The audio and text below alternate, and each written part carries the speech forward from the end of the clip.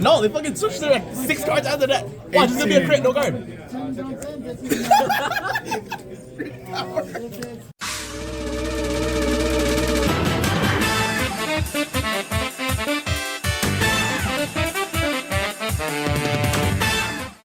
Hey everyone, this is Curb and I bring you another standard match.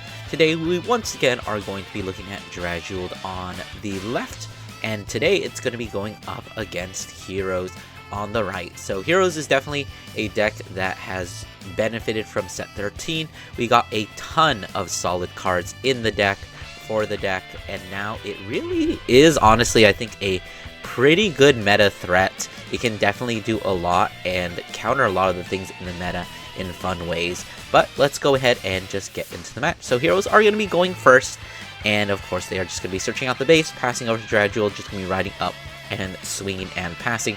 Very typical of Drajeweled turns. Looks like Heroes going to be discarding that extra copy of Persona Ride, calling out the Amastagarna, and she is going to be using her skill. Since we didn't play in order this turn, you can Soul Blast 1, discard a card, and search your deck for a base, and I believe you got to put it into the order zone, which of course is going to be proccing the skill of the base, which is going to allow you to check the top 7 and choose one hero from among them, put it into your hand, and then you could choose up to 2 more that go into the base itself. So now this is honestly one of the biggest upsides for Heroes now, that they have easy and quick access to getting those 2 to 3 bases as quickly as possible. And not only does that result in you having basically a whole bunch of cards to play with, the base is essentially a second hand, but it does also allow you to deck thin normal units out of your deck, so it kind of just compresses your deck to a point where all you have left are PGs and triggers. Now of course you do actually have to be able to hit those triggers in order to make the most of it, but we'll see how well that ends up going. So going to be using the base skill there, choosing to add another copy of the Dargina or whatever her name is, and then putting the grade 1 as well as the promo into the base itself. Can be using them for later, or just, you know, keeping them there just to stick around. But looks like we might actually just call another. Oh wait, you can't actually use it because we already played a base this turn. We are going to play the base that we used, or we searched out, getting another 2 hits, adding the grade 1 to hand, putting another copy of the grade 1, and I think it was the grade 3 into the base. I know a lot of people don't actually play the grade 1 in the main deck, but of course this player is going to be opting to do so. I don't think it's a terrible choice. Like, it's more hero names, which is definitely very crucial if you want to be deck thinning. Looks like that grade 1 is just going to be put straight into the base to draw a card with the grade 2 skill, but I don't know. It's just a 13k booster. If it was a static, just 13k, I think it'd be a lot better. But at the same time, it's still a hero and it's still a half decent card. There's nothing really wrong with playing it. As we see the Bold Amas discarded to just call out the grade 1. Of course, using a skill to counterblast 1, call itself back out from the drop zone. And then, of course, putting a hero from the drop zone into the base. Swinging the first one for a 10k, and then swinging the Vanguard for 18. Probably just going to be opting to take this because it's going to be a very difficult attack to take. So flipping over a critical trigger there, giving the crit to the Vanguard and the power to the other rearguard, which is going to be hitting for a very, very big number. 33 when you're at grade 1 is not a very good number. So Dragel definitely not liking being at 3 damage before we even get to grade 2.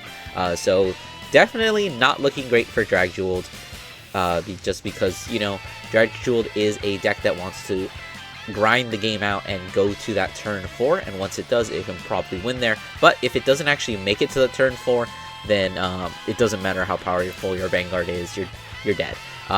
Looks like we are just going to be swinging at the rearguard. Definitely a valid play. Not only is that a very annoying rearguard, but it does also CB deny the opponent. Flipping over crit there. Would have been nice to get that, but, you know, honestly, I think the damage denial is much more important since it kind of prevents the hero player from multi-attacking with the Dargina or whatever her name is.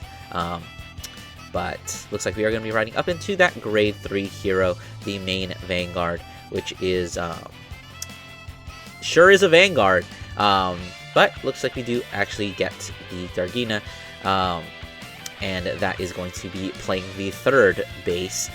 Normally, that would mean that the Vanguard can use its skill to get an extra critical, but of course being CB denied and the fact that Heroes has no inherent way to countercharge means that basically we're not going to be able to get that crit, but still we're looking at least 3 full, actually we can go for the full 4 attacks just because we do have that grade 1 in the back row, so we can just swing Soul Blast and then switch some columns around and just keep up the pressure on Dragel, which is definitely what you need to be doing in order to beat the deck. Let's see, the base is going to be putting another a mass, I guess we would just call her a mass, and then a copy of Persona Ride, which actually you can add back. I forget which card does it. I think it might be that promo there, but I know there is a card that adds cards back from the base. I'm not too familiar with Heroes. I play against it a lot, but I don't bother to read the cards. I'm kind of one of those players that's just like, oh, your card does this? Okay. You could literally like tell me something that's not true, and I would probably just believe you.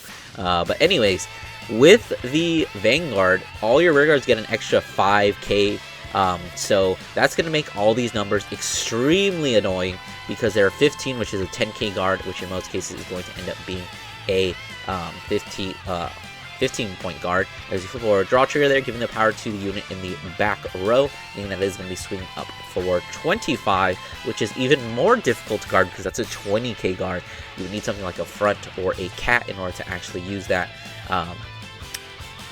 But of course we did 2 to pass the Vanguard, opting to just give it to the rear guard, not going to be risking it at all. You honestly don't really need to. You already have 2 more attacks after this. It's just like so much more beneficial to, you know, just guarantee the power instead of just wasting it on the Vanguard. As you see, a 25 attack and then another 28 here. Just going to be very, very aggressive. Already pushing Dragel to 5, so honestly, at this point, it looks like it's over for Dragel. Dragel needs to survive 1 more turn of Heroes, which realistically is not going to happen unless you somehow wipe out their entire board and damage deny them. But which that's definitely something that Dragel cannot do. Just going to be trying to do our Dragel things using the skill Dragel 2, Soul Charge the 2, and then of course we did manage to get 2 different grades, so we get to Soul Charge 1. Or Soul Charge 1. We get a draw 1. We already Soul Charge 2. Going to be using Mugen Ram, trying to amass some more cards, getting the Stride Fodder Dragon there, calling it immediately, revealing the Dragel that we drew to put 2 cards into the Soul, and then we do actually get to draw another card. So definitely a good thing about Dragel is that it kind of reminds me of Vanguard in the sense that a lot of the cards kind of just replace themselves. Like you play this one, you draw a card. The grade 1, when you restand, draws a card. It's just a lot of just like 1-for-1ing. Zagon here is just like a straight +1 because you can Soul Charge, which is you do sometimes, but you basically just get a free body for the turn. I believe it does disappear at the end of turn, but still, it's just a free +1. And calling out that grade 1, which his name is like Arpula or something. But looks like we only have 4 attacks this turn, which is kind of unfortunate because going second, you do actually have access to 5 attacks, 2 restands if you have the Rockagore, but it looks like we did not get it, so we are just going to have to go for the 5 attacks. Swinging the Vanguard with the extra critical for 21, using the Harpula to restand the Ristal Galer, and then doing our drive checks, getting a heal trigger, which is definitely very needed here.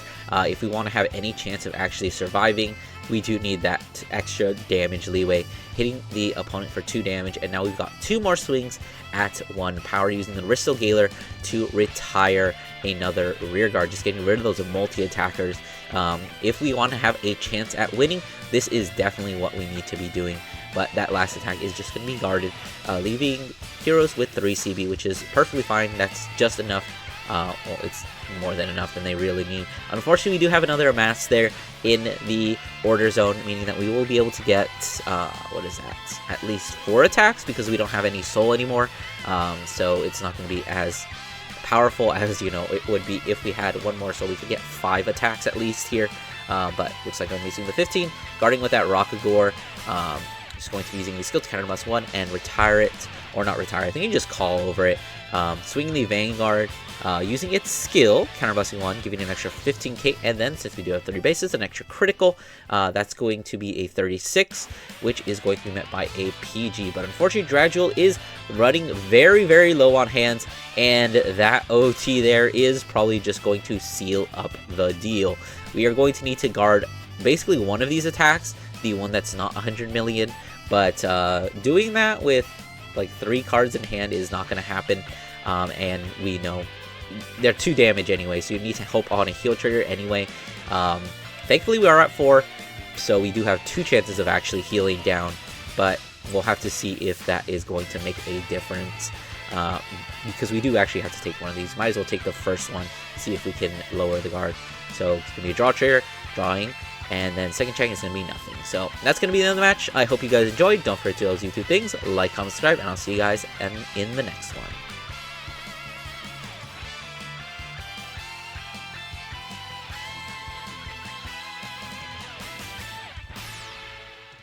Alright. We all know something good happens after say a confident. Watch this. Watch this.